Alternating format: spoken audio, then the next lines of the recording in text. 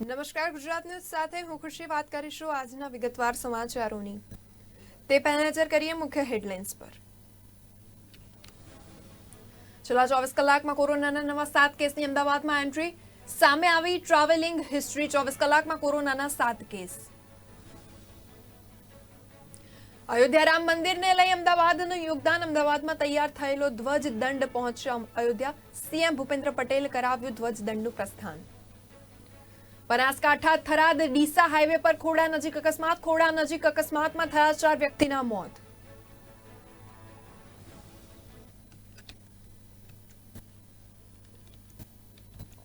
વાત કરીએ વિગતવાર સમાચારોની। આજરોજ દિલ્હીના મહિમા મહિમ રાજ્યપાલ વિનય કુમાર તથા લદ્દાખના મહિમા મહિમ રાજ્યપાલ બીડી મિશ્ર પરિવાર સાથે સોમનાથ પહોંચ્યા હતા।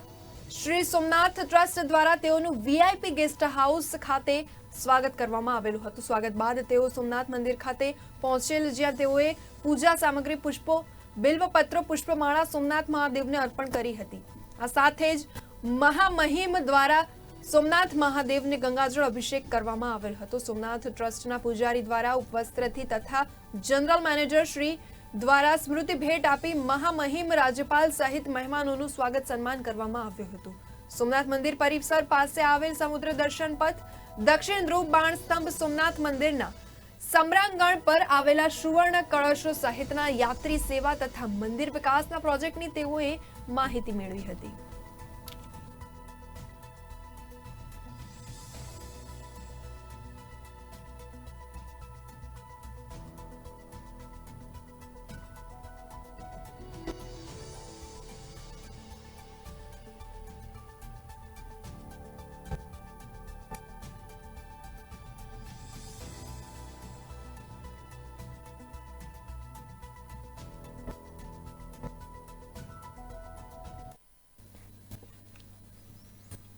રાજ્યમાં દિવસે ને દિવસે રોડ અકસ્માતની ઘટનાઓ વધી રહી છે, ત્યારે ફરી એક વખત કમકમાટી ભર્યા અકસ્માતના સમાચાર સામે આવી રહ્યા છે। બનાસકાંઠાના થરાદ ડીસા હાઈવે પર અકસ્માતમાં 4 લોકોના મોત થયા છે। થરાદ ડીસા હાઈવે પર ખોડા ગામ પાસે ગુજારા અકસ્માતમાં એક જ પરિવારના 4 લોકોના મોત થયા છે। ટ્રક ચાલકે કારને અડફેટે લેતા કારમાં સવાર 4 લોકોના કમકમાટી ભર્યા મોત થયા છે। તમામ મૃતક વાવના ડાભલિયાવાસના હોવાનું અનુમાન છે। ઘટનામાં ઈજાગ્રસ્ત લોકોને સારવાર અર્થે હોસ્પિટલમાં ખસેડાયા છે। આ સમગ્ર ઘટનાને પગલે પૂર્વ મંત્રી અને જિલ્લા ભાજપના પ્રમુખ કીર્તિસિંહ વાઘેલા સહિતના આગેવાનો સિવિલ હોસ્પિટલ પહોંચ્યા હતા।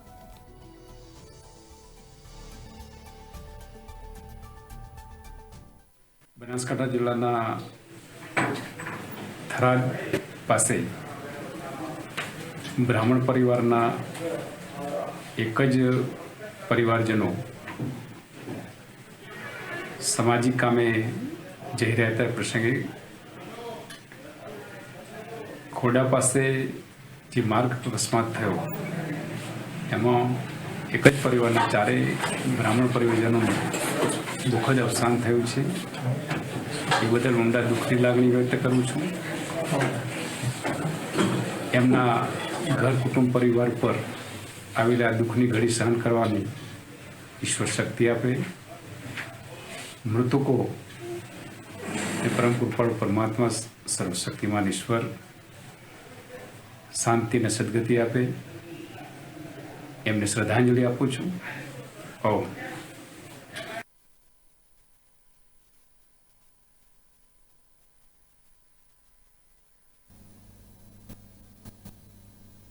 ગુજરાત દેશના સૌથી વધુ અર્બનાઇઝ્ડ રાજ્યમાંનું એક રાજ્ય, ઉદ્યોગકારોને મોકળું મેદાન આપતું રાજ્ય, વિકાસની પરિભાષાને પરિશ્રમથી કંડારતું રાજ્ય, સાહસિકતાનું સમાનાર્થી રાજ્ય, જ્યાં આગામી 10 થી 12 જાન્યુઆરી વૈશ્વિક રોકાણકારોનો મેળાવડો જામવાનો છે। કારણ કે આ તારીખે વાઇબ્રન્ટ ગુજરાત ગ્લોબલ સમિટની 10મી આવૃત્તિ યોજાવાની છે। વેપાર માટેની આ વૈશ્વિક ઇવેન્ટના ઉચ્ચતમ આયોજન માટે રાજ્ય સરકારે તમામ તૈયારીઓ આરંભી દીધી છે। ગુજરાત, જ્યાં વિકાસની અલગ જ બોલબાલા છે। સક્ષમ નેતૃત્વ હેઠળ સુદૃઢ વ્યવસ્થા અને વ્યાપારની સરળતાનો જ્યાં સંયોગ છે, તેથી તો તેનાથી અંજાઈ વૈશ્વિક રોકાણકારોની પહેલી પસંદ બન્યું છે આપણું ગુજરાત, જ્યાં વેપાર માટેના તમામ નાવીન્ય વિચારોને આવકારતું માધ્યમ એટલે વાઇબ્રન્ટ ગુજરાત સમિટ, જેની 10મી આવૃત્તિ આગામી 10 થી 12 જાન્યુઆરીએ યોજાશે. વૈશ્વિક પટલ પર ગુજરાતની સમૃદ્ધિને પ્રેઝન્ટ કરતી આ ઇવેન્ટ માટે રાજ્ય સરકારે તડામાર તૈયારીઓ આરંભી દીધી છે. ઉલ્લેખનીય છે કે 20 વર્ષની આ વૈશ્વિક ઇવેન્ટની શરૂઆત વર્ષ 2003માં ગુજરાત સરકાર દ્વારા કરાઈ હતી, જ્યારે દીર્ઘદ્રષ્ટા વડાપ્રધાન નરેન્દ્ર મોદી તે સમયે ગુજરાતના મુખ્યમંત્રી પદ પર બિરાજમાન હતા. આજે 20 વર્ષની આ યાત્રાની સફળતાની વાત કરીએ તો આ વૈશ્વિક ઇવેન્ટ થકી રાજ્યમાં સમૃદ્ધિના અનેક માર્ગો મોકળા બન્યા છે. શું છે વાઇબ્રન્ટ ગુજરાત સમિટનો હેતુ? રોકાણકારો માટેની આ એક દ્વિવાર્ષિક સમિટ છે, જેનો ઉદ્દેશ કોર્પોરેટ લીડર્સ, વિવિધ ક્ષેત્રોના રોકાણકારો, થોટ લીડર્સ તેમજ પોલિસી અને ઓપિનિયન મેકર્સને એક મંચ પર લાવવાનો છે. વડાપ્રધાન નરેન્દ્ર મોદીના દૂરદર્શી નેતૃત્વ હેઠળ પરિકલ્પિત આ સમિટ નોલેજ શેરિંગ અને સ્ટ્રેટેજિક પાર્ટનરશિપ માટે સૌથી પ્રતિષ્ઠિત ફોરમ તરીકે વિકસિત થઈ છે. 20 વર્ષની આ સફળ યાત્રામાં ગુજરાતમાં અકલ્પનીય કાર્યોએ પરિપૂર્ણ થયા છે. અત્યાર સુધીમાં યોજાયેલી 9 સમિટની જબરદસ્ત સફળતા બાદ 10મી સમિટ નવા લક્ષ્યાંકો સાથે યોજાશે. આ 20 વર્ષમાં વિકાસની પરિભાષા બદલાઈ. તેમાં નવીનીકરણ, સસ્ટેનેબિલિટી, યુવા અને કૌશલ્ય વિકાસ અને નોલેજ શેરિંગનો સમાવેશ થયો છે. 20 साल पहले हमने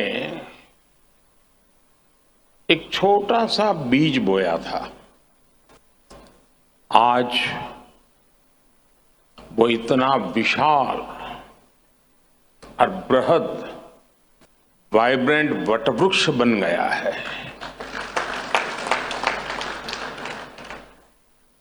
वाइब्रेंट गुजरात समिट के 20 साल पूरे होने पर आज आपके बीच आकर मुझे बेहद खुशी हो रही है. मुझे याद है बरसों पहले मैंने एक बार कहा था,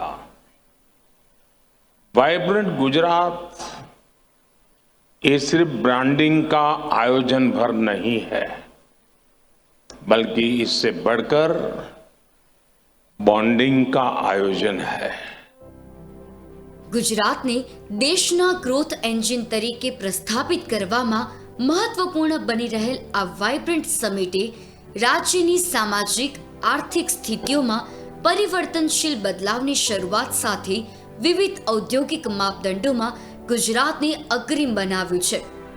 આ પરંપરા યથાવત રહે તે હેતુથી રાજ્ય સરકારે વાઇબ્રન્ટ ગુજરાત સમિટની તડામાર તૈયારીઓ આરંભી દીધી છે.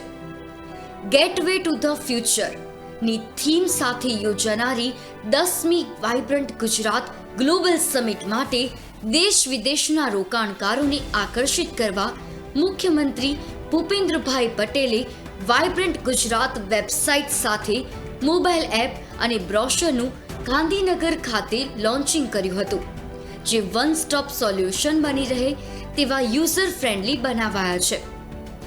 વૈશ્વિક વેપાર માટેનું બેન્ચમાર્ક બનેલ આ સમિટ નોલેજ શેરિંગ અને સ્ટ્રેટેજિક પાર્ટનરશિપ માટેના સૌથી પ્રતિષ્ઠિત વૈશ્વિક પ્લેટફોર્મ તરીકે ઉભરી આવી છે.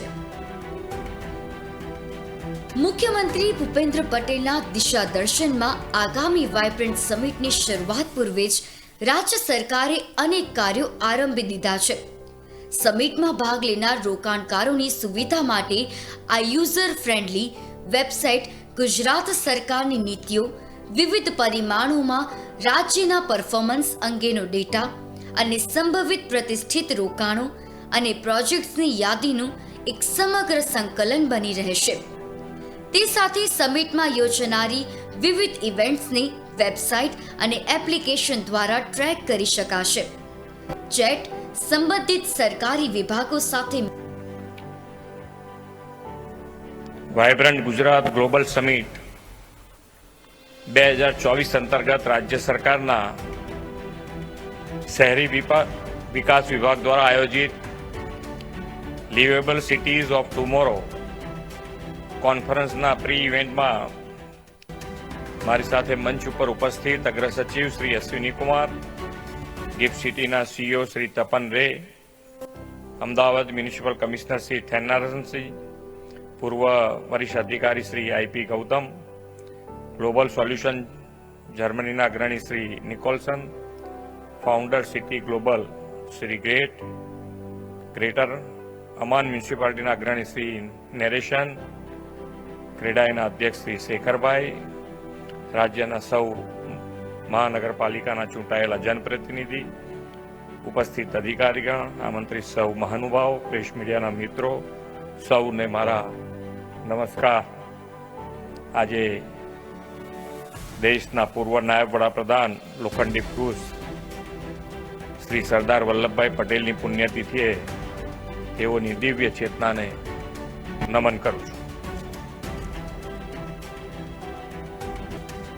વિશ્વના સૌથી લોકપ્રિય નેતા અને આપણા યશસ્વી વડાપ્રધાન શ્રી નરેન્દ્રભાઈ મોદી એવા વિઝનરી લીડર છે જેમણે હંમેશા સમય કરતાં આગળનું વિચાર્યું છે અને ફ્યુચરિસ્ટિક પ્લાનિંગ દ્વારા આવનારા વર્ષો જ નહીં દાયકાઓ સુધીની સુવિધાઓનું આયોજન પણ કર્યું છે. વડાપ્રધાનશ્રીના આવા જ ફ્યુચરિસ્ટિક વિઝનનું ઉત્તમ ઉદાહરણ છે વાયબ્રન્ટ ગુજરાત ગ્લોબલ સમિટ. દેશ અને દુનિયામાં પરફેક્ટ પ્લેટફોર્મ ફોર પ્રોગ્રેસ તરીકે પ્રસિદ્ધ થયેલી વાયબ્રન્ટ ગુજરાત સમિટની 10મી કડી ગેટવે ટુ ધ ફ્યુચરની થીમ સાથે યોજાવાની છે. આદરણીય વડાપ્રધાન શ્રી અમૃતકાળમાં વિકસિત ભારત એટ 2047નો સંકલ્પ કર્યો છે. વિકસિત ભારત માટે આપણા શહેરો પણ સ્માર્ટ, વર્લ્ડ ક્લાસ અને બેસ્ટ ઇન્ફ્રાસ્ટ્રક્ચર દ્વારા લવેબલ અને લિવેબલ બને તે પણ એટલું જ જરૂરી છે. ગુજરાત વડાપ્રધાનશ્રીના દરેક સંકલ્પ, દરેક યોજનાઓ સાકાર કરવામાં હરહંમેશ અગ્રેસર રહ્યું છે. વાયબ્રન્ટ 2024 પહેલા યોજાઈ રહેલી આજની આ પ્રી વાયબ્રન્ટ ઇવેન્ટ પણ એક કડીમાં વધુ એક નવું સોપાન બનશે એમ હું સમજુ છું. વાયબ્રન્ટ ગુજરાત ગ્લોબલ સમિટ 2024 પહેલા ગુજરાત સરકાર દ્વારા પ્રી વાયબ્રન્ટ MOUની પ્રક્રિયા જોરશોરથી હાથ ધરવામાં આવી તો દિલ્હી ખાતે મુખ્યમંત્રી ભૂપેન્દ્રભાઈ પટેલ વિશ્વના 119 દેશોના ડિપ્લોમેટ્સ અને પ્રતિનિધિઓ સાથે બેઠક કરી તેમની સમક્ષ ગુજરાતની વૈશ્વિક વિકાસ ગાથા રજૂ કરી હતી. તે સાથે ગુજરાત સરકારી મુખ્ય સચિવ સ્તરેથી વિવિધ કમિટીઓ બનાવવાથી માંડીને વિશ્વના નેતાઓના તથા કોર્પોરેટ જગતને આમંત્રણ આપવાના આયોજનો શરૂ કરી દીધા છે. વડાપ્રધાન નરેન્દ્ર મોદી દ્વારા શરૂ કરાયેલી આ પહેલ આજે સફળતાના નવા સીમાંકનો સર કરી રહી છે, જેનો હજી વધારે વ્યાપ વધારવા માટે રાજ્ય સરકારે કમર કસી છે.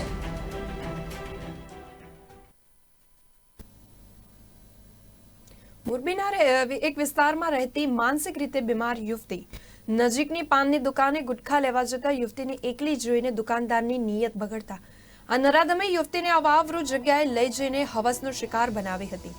આથી યુવતીને શોધવા નીકળેલા તેણીના પરિવારજનો સમક્ષ નરાધમના કુકર્મનો ભાંડો ફૂટી જવા છતાં લાજવાને બદલે ગાજી નરાધમ અને 2 અજાણ્યા શખ્સો યુવતીના પરિવારજનો ઉપર તૂટી પડ્યા હતા.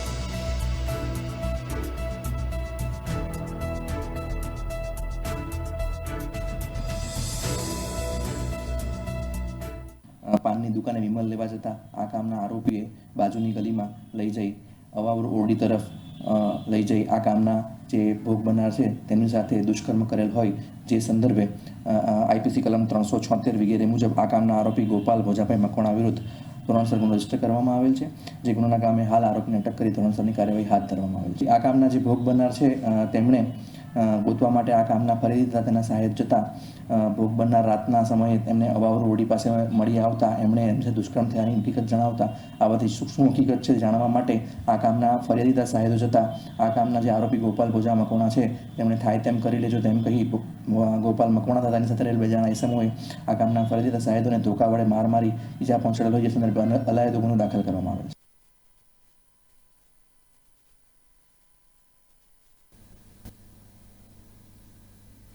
આમ તો કલેક્ટર કચેરીમાં અરજી કે રજૂઆત આવી એ સામાન્ય બાબત છે, પણ મહેસાણા કલેક્ટર કચેરી છેલ્લા 2 દિવસથી મળી રહેલી અરજીઓથી પરેશાન છે.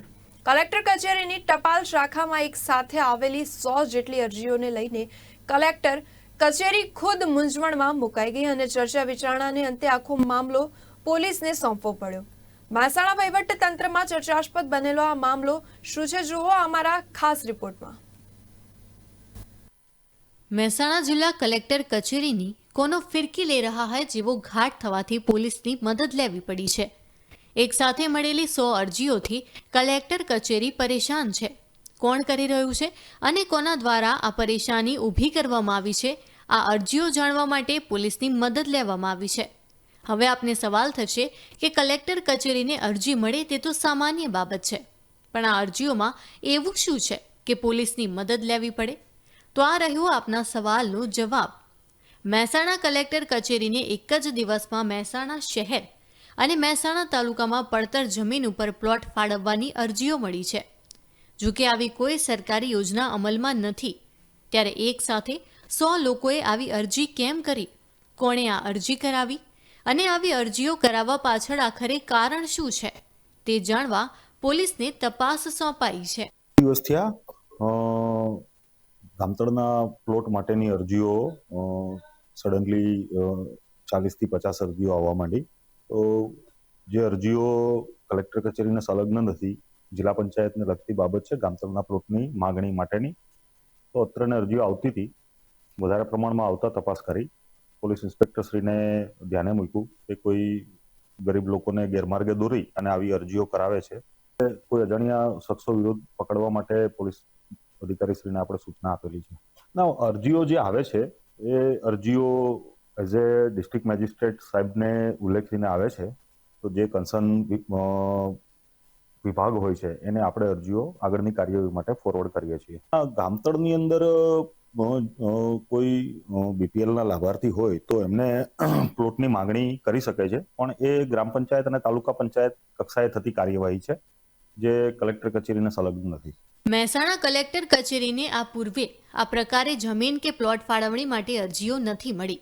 નિયમ મુજબ ગ્રામ્ય સ્તરે પ્લોટ ફાળવણી માટેની અરજી જિલ્લા પંચાયત અને શહેરી વિસ્તારમાં નગરપાલિકાને કરવાની હોય છે. ત્યારબાદ આ અરજી જિલ્લા પંચાયત દ્વારા પડતર જમીન અંગે ખરાઈ કરી જાહેરનામું પ્રસિદ્ધ કરી નગર નિયોજન કચેરીને મોકલવામાં આવે છે, અથવા તો આર્થિક રીતે પછાત વર્ગના લોકોને વિનામૂલ્યે પ્લોટ ફાળવણી યોજનામાં સામેલ કરવામાં આવે છે. એટલે કે આ પ્રકારની અરજી સીધી કલેક્ટર કચેરીને મોકલવાની નથી હોતી. આમ છતાં મહેસાણા કલેક્ટર કચેરીને નોટરી સાથેની એક સાથે 100 અરજી એક જ દિવસમાં મળતા કલેક્ટર કચેરી તંત્રને આ અરજીઓ થવા પાછળ કોઈ મોટા ષડયંત્રની શંકા છે.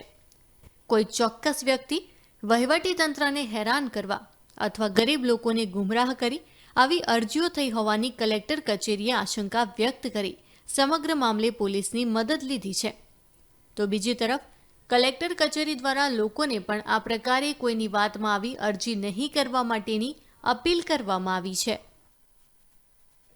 મફતગાળાના પ્લોટ બાબતે મહેરબાન કલેક્ટર સાહેબ દ્વારા, નિવાસી અધિક કલેક્ટર સાહેબ દ્વારા પોલીસના સંકલનમાં રહીને જે અમુક ઈસમો લેભાગુ તત્વો દ્વારા જે મફતગાળાના પ્લોટોના જે ખોટા ફોર્મના વિતરણ થઈ રહ્યા છે એ બાબતે પોલીસ તંત્રને પણ મહેરબાન કલેક્ટર સાહેબે સૂચના આપેલી છે.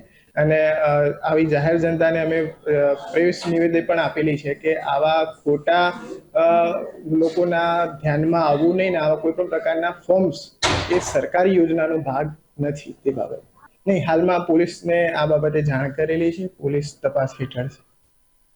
આ પ્રકારની અરજીઓ થવા પાછળ કોઈ ચોક્કસ વ્યક્તિનું ભેજું છે કે પછી રાજકારણ કે પછી વહીવટી તંત્રને હેરાન કરવાનો પ્રયાસ? આ તમામ પ્રશ્નના ઉત્તર તો તપાસ પછી જ મળશે. પણ હાલમાં તો આ અરજીઓને કારણે મહેસાણા જિલ્લા કલેક્ટર કચેરીમાં હલચલ મચી છે. મહેસાણા જિલ્લા આમ આદમી પાર્ટીએ કેન્દ્ર સરકાર અને ગુજરાત સરકારની ઘરનું ઘર માટેની યોજના મામલે ઝુંબેશ શરૂ કરી છે. ઘર વિહોણા પરિવાર માટે ઘર અને પ્લોટ અપાવવા મહેસાણા જિલ્લા આમ આદમી પાર્ટીએ ઝુંબેશ શરૂ કરી છે. આ સાથે ખેડૂતોના દેવા માફ અને વ્યાજમાંથી મુક્તિ માટે પણ ઝુંબેશ શરૂ કરાઈ છે. ગરીબોને ઘરનું ઘર માટે કેન્દ્ર સરકારે પણ જાહેરાત કરેલી છે. તેમ છતાં અસંખ્ય ગરીબો આજે પણ પોતાના સપનાના ઘરથી વંચિત છે. આથી આમ આદમી પાર્ટીએ ઘર વિહોણા પરિવારોને ઘરનું ઘર અપાવવા તેમજ ઘર માટે જરૂરી પ્લોટ અપાવવા લડતના મંડાણ કર્યા છે. જ્યાં સુધી ગરીબ પરિવારોને પોતાના સપનાનું ઘર મળશે નહીં ત્યાં સુધી ઘરનું ઘર અપાવવા લડત ચાલુ રાખવામાં આવશે.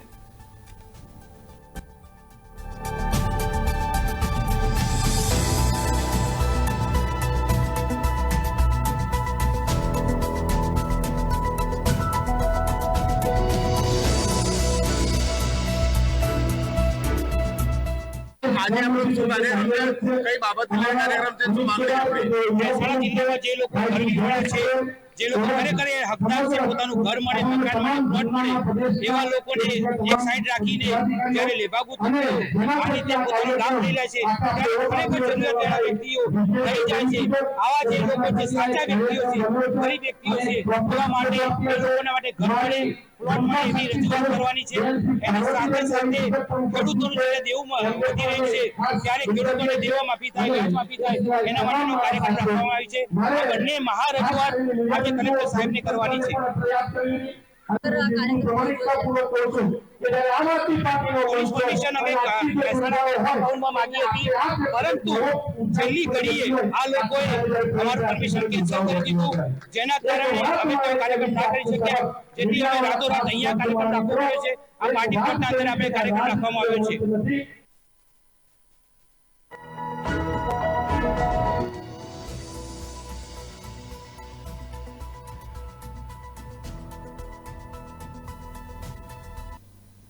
સુરેન્દ્રનગરમાં અવારનવાર ક્રાઇમની ઘટનાઓ બનતી રહે છે. કાયદો વ્યવસ્થા પર વારંવાર સવાલ ઉઠતા રહે છે. આ વચ્ચે ઝીંઝુવાડા ગામે આરોપીને લઈ જઈ રહેલા પોલીસ અધિકારી પર હુમલો કર્યો હતો. ટોળાએ પીએસઆઈ કેવી ડાંગરને છાતીમાં છરીના ઘા માર્યા હતા.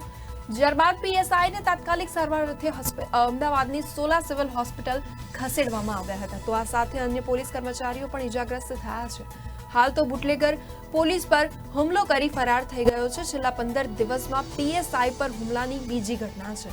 આ ઘટનાના પગલે પોલીસ દ્વારા આરોપીઓને પકડવાની તજવીજ હાથ ધરવામાં આવે છે.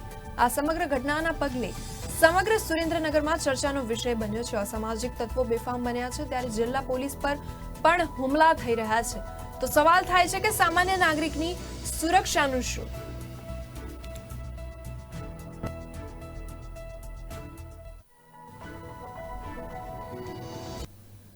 સાબરકાંઠામાં ન્યાય વિસ્તારમાં હિંમતનગર ઈડર સ્ટેટ હાઈવે પર ટ્રાફિક જામના દ્રશ્યો સર્જાયા હતા. ન્યાય મંદિર વિસ્તારમાં આવેલી દરગાહમાં મેળાના આયોજનને લઈ સતત બીજા દિવસે ટ્રાફિક જામના દ્રશ્યો સર્જાયા હતા.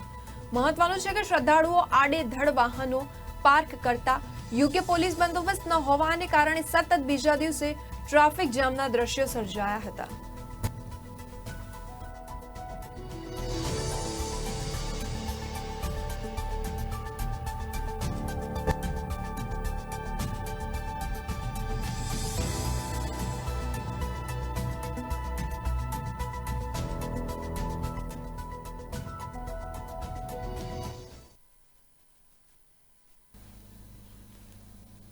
આ હતા અત્યાર સુધીના સમાચાર. વધુ સમાચાર માટે જોતા રહો ગુજરાત ન્યૂઝ સત્યની સાથે. નમસ્કાર.